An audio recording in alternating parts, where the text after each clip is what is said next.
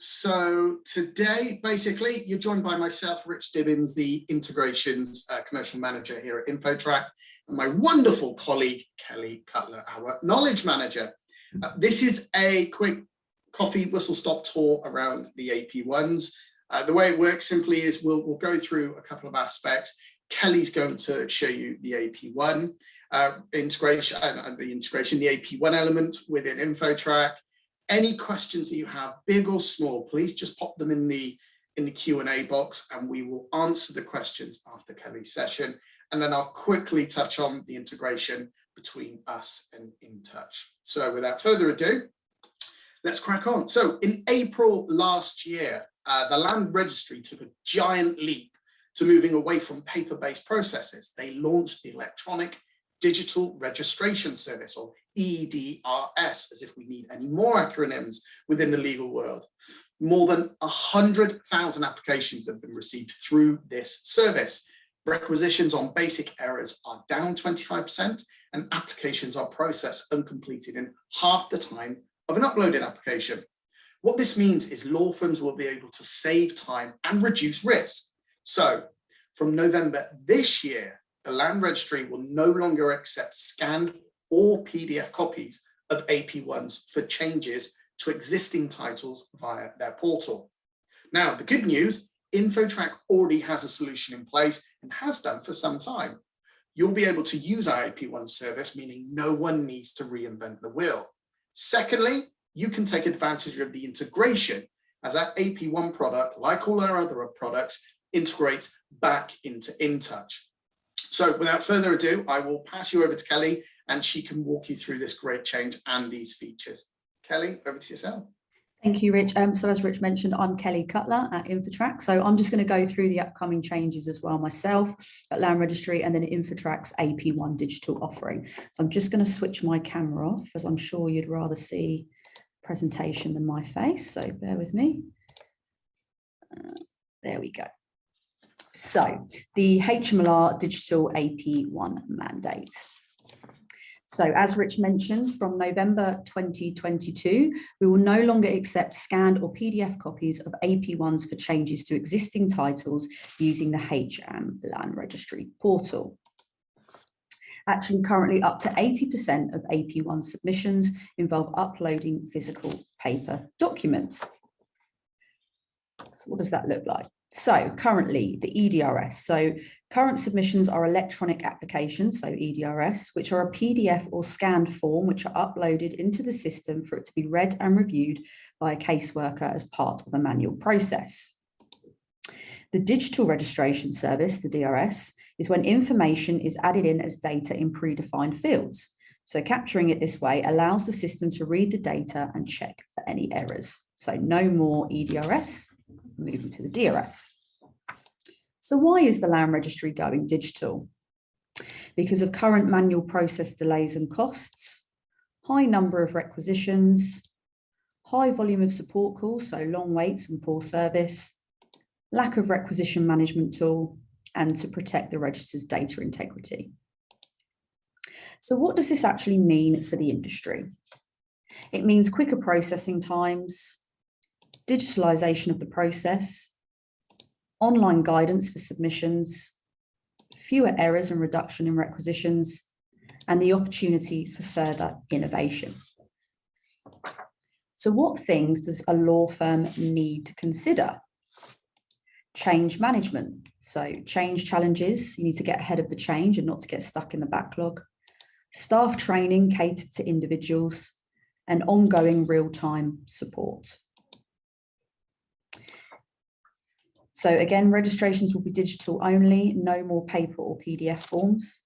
You need to consider software suitability, so integrations, and obviously the ability to directly liaise with the caseworkers.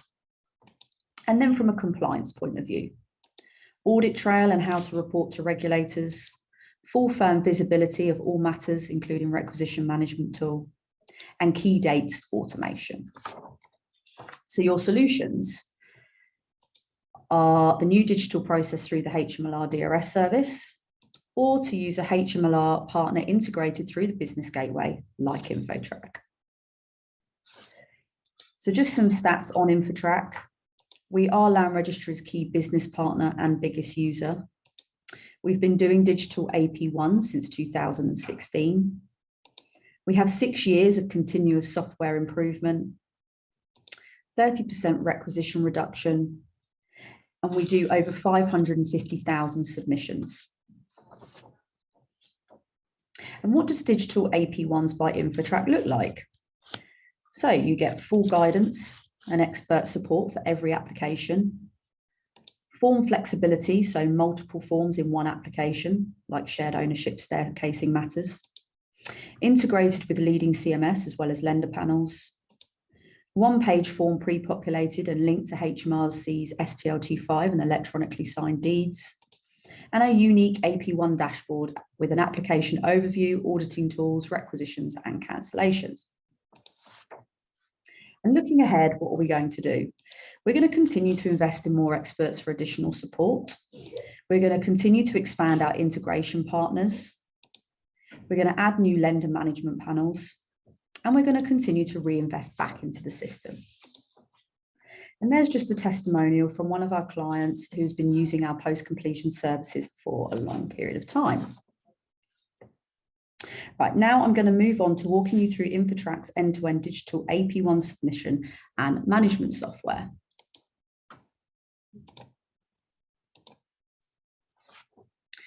So AP1 can be found in the post-completion workflow naturally sitting behind the STLT, where we similarly integrate with the HMRC, allowing you to digitally submit your stamp duty returns. Using both the post-completion services allows you to submit these in under 5 minutes. As I've mentioned, InfoTrack released our AP1 product back in 2016, and we continue to work very closely with the Land Registry to develop the business gateway services across the Land Registry services. What you see here is our latest AP1 software, which has been built with the aim to make your post-completion process faster, more accurate, and reduce the potential for unnecessary requisitions. So here is our smart, interactive one-page form. Like all InfoTrack products, your matter reference tells us about information already contained within your matter. So depending on whether you're accessing InfoTrack from a case management system or depending on the orders you've already placed with us, we can populate up to 90% of your AP1 for you. This is so important when it comes to reducing the time it takes to complete your AP1, removing the need to rekey information and reducing the potential for missed information. On this matter, I've already ordered a register and submitted my STLT return. So as we work through the form, you'll be able to see how much information is already pre-populated for you. And all required fields are asterisk, so you won't be able to submit your application with missing information. Registration type is our first required field. So for Land Registry portal customers, you should be used to selecting the registration type. But if you are unsure as to the registration type relevant to your application, head over to our FAQs for definitions plus lots of other AP1 tips and tricks. Today, I'll be running through a simple discharge, transfer and charge application affecting the whole of the title. So dealing is the relevant registration type. Our title number has already pre-populated over, but we are able to add on further titles here, and we'll also verify the titles automatically for you. So reducing the risk of cancellation of your application due to an invalid title.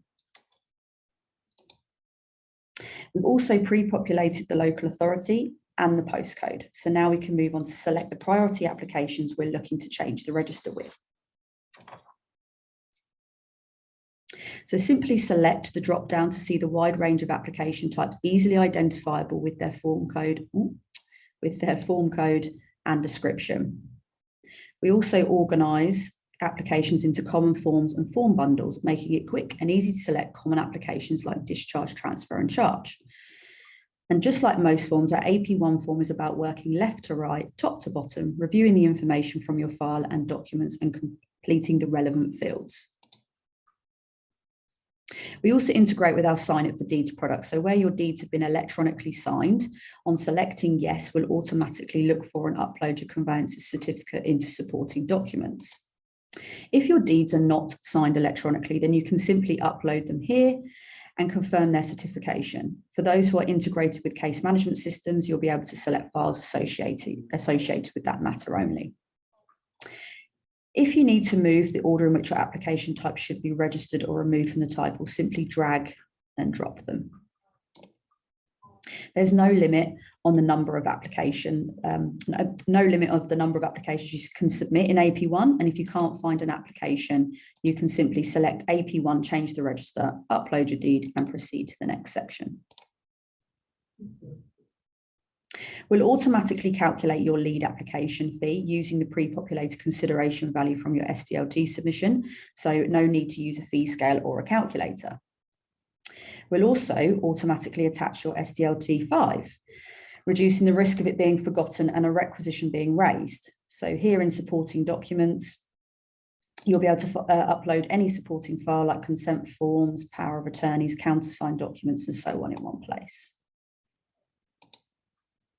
On the right-hand side, we also have added some handy guidance when completing the sections, plus tips to help reduce common requisitions. So for new users that may be starting to submit without any prior knowledge of the paper AP1, these guides can really help users better understand the section and the land registry's requirements.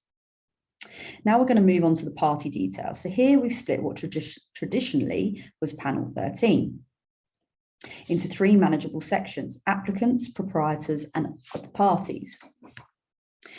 As missing or incorrect party information is a common cause of requisitions, we wanted to group information in a way where you can move through the sections consciously, ticking off the required fields from left to right without having to jump around the form or click through multiple pages. As you can see here, majority of the work is done for us. The applicant's name and your details as the lodging conveyancer are already pre-populated. And we can also complete the applicant's role field because you've told us that you're lodging a transfer and charge. All that we need to do here is simply enter in the lender's name. If I select HSBC, we'll suggest the populating the address across for the service too. We'll also confirm our details as the lodging conveyancer. So if your firm's process is for support staff to create the AP1s and then conveyancers lodge the application, simply select the lodging conveyancers from a list within your firm here, and you can update their contact details if needed. Now we'll move on to the proprietors section. We call it this because we know that there is a transfer being lodged, and so a registered proprietor will be a transferor. As we've ordered the register on this matter, we're able to pre-populate the proprietors' names here. We're also able to populate the conveyancer's details from the SDLT submission, and again associate the borrower roles for the discharge application and transferor for the transfer.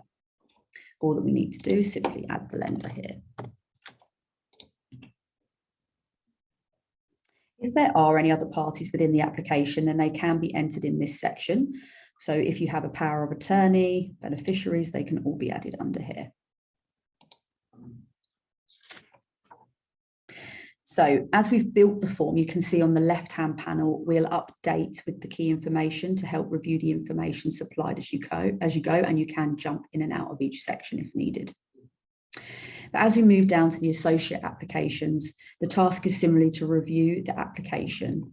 So we have the 2 borrowers and the lender for the discharge, the transferee and the 2 transferors for the TR1, and the borrower and the lender for the charge. All that's needed to do here is to complete the address for service for the applicants. You can enter the address for service for each proprietor yourself, including their postal, email, or DX address. Disclosable overriding interests is defaulted to no for ease, and again to speed up the time it takes to complete the form. And here is what I like to call an integration within an integration. So if you're integrated with us for LMS, for mortgage offers, you can link your application to your LMS case number, and we'll automatically send them your submission receipt and then completion of registration details once your application is complete.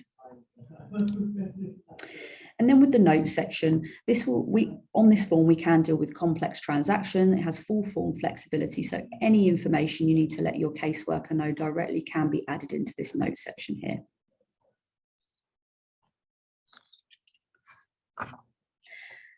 And finally, here at the bottom of the form is where you can confirm the credentials used to submit the application. These should be stored in your InfoTrack settings, but on occasions where your land registry EDRS account changes, so say your password needs updating, you can update here as well. And you can also include any third-party recipient information here. So for all correspondence on this application, so you can simply select a colleague from the drop-down or select other user to manually enter the details.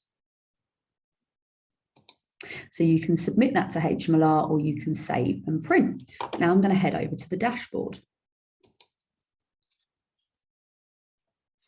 So as with most products with InfoTrack, on any submission, we've got a dashboard, so like a big brother overview of the submissions. Here you can filter through the submissions using these filters at the top ribbon here. So requisition outstanding, acknowledged, cancelled, and so forth. We also have this new export tool, which allows you to put any of your submissions into a spreadsheet and you can filter through those for any auditing purposes. So I'm going to select one on requisition outstanding here. So on the top ribbon here, we have the document that you've lodged. You can check against the day list, the live day list and any pending registrations. You can look at any related files and you can again add in any additional recipients here. If I click on requisitions, this is essentially a messaging tool that allows you to directly message your caseworker at Land Registry, which I'll move on into one second. So here you can update any internal notes. You can acknowledge that requisition. You can request HMLR action. So if you need an update, extension of time, you can send that directly to the caseworker. Again, we have our FAQs for support and guidance. Or you can respond to the requisition. So you can free type in this message box directly to your caseworker at Land Registry. If you do have a requisition that's been raised, usually it can be on panel 13. We've actually got this feature here, regenerate details, which actually allows you to make the amendments. So say there's a spelling mistake or the party role is incorrect, you can make the amendments here. And what it does is it actually puts it in a format we know the Land Registry are going to accept. So not raising any further requisitions. You can also add any additional parties and you can upload any supporting documents. And again, this is free type box as well. Again, FAQs as well, if you need to any support or look at any guidance. And that can be sent directly to your caseworker. Now, along with the dashboard also comes our calendar. So you can look at any AP1 cancellations or OS priority expiries. If you click on the calendar, you can also have an overview of what's coming up as well. There we go. And that is our AP1 solution. Back to you, Rich. I don't know if we have any questions that have come through. Yeah, we've had a couple of questions. So let me just bring up the box over here.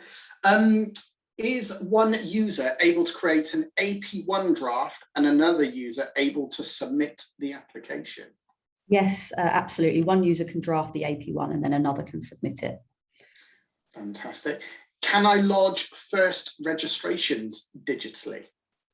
So no, the Land Registry still require the first registrations be submitted by the post as no title number has been generated. Excellent. And then lastly, can I cancel an application via InfoTrack? Yes, you can cancel your application quickly and easily via the request action I showed. So if you follow the drop downs, we'll even pre-populate the application's Land Registry reference number for clarity as well. Fantastic. That's all the questions that we have. If you do have any other questions, just chuck them in the Q&A box, or ultimately just email sales@infotrack.co.uk. Brings me over to the final bit of today's quick session, is our integration with InTouch. Basically, the integration with InTouch and InfoTrack is completely free at this time.